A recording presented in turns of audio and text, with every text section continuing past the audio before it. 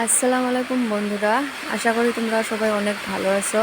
তো আজকে অনেক দিন পর আবার ভিডিও নিয়ে চলে আসলাম ছোট মাছের ঝাল চটচটি।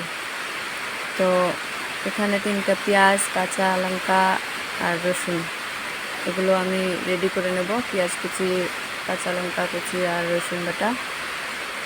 তো অনেক দিন ভিডিও আপলোড দিতে পারিনি, আমার শারীরিক প্রবলেম ছিল। তো আর এই মাছ দিয়ে আজকে ঝাল চটচটি তোমাদেরকে বানা দেখাবো।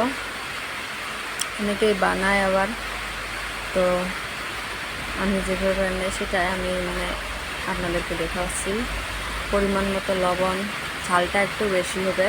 তো ছোট মাছ আমাদের ঘরে রান্না করলে ঝাল একটু বেশি দিতে হয়। ঝাল বেশি না দিলে আবার ভালো লাগে না, স্বাদ লাগে না।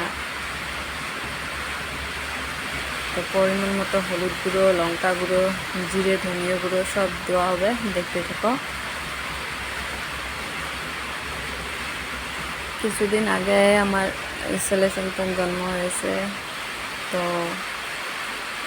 সন্তান জন্মানোর পরে আমি অসুস্থ হয়ে পড়েছিলাম।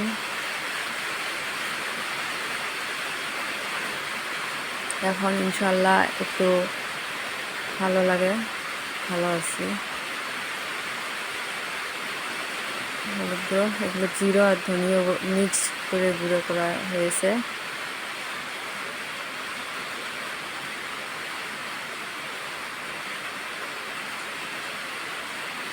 স্বাদ মতো সরষের তেল দিয়ে একটু ভালো করে মাখিয়ে নিতে হবে, মাখিয়ে নেব। এগুলো হচ্ছে ডরিকিনা মাছ, আমাদের এখানে এগুলোকে ডরিকিনা মাছ বলে। তোমাদের এখানে কী নাম বলে একটু কমেন্টে জানিয়ে দেবেন।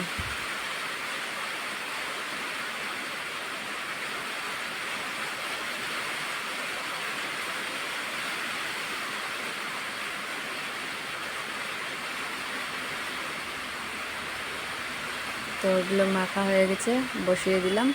চুলায় বসিয়ে দিয়ে যখন কিছুক্ষণ পর, আগাতে পানি দিব না, তো চুলায় বসানোর পর কিছুক্ষণ পর যখন পটপট একটা আওয়াজ বেরোবে তখন পরিমাণ মতো আমি জল দিয়ে দেব। জলটা একবারে দিব, বারবার না। তো মাছ যেহেতু অনেক ছোট, ধোয়ার সময় আবার ভেঙেও যায় কিছু, তো বারবার জল দিলে মাছ তো ভেঙে যাবে, তাই জলটা একবারে দিয়ে দেবো আমি।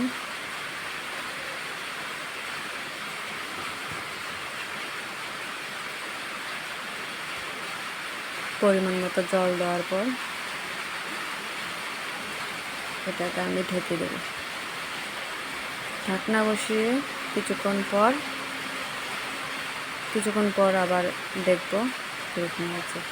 এই তো আমার ঝাল চটচটি, ডরিকিনা মাছের ঝাল চটচটি রেডি।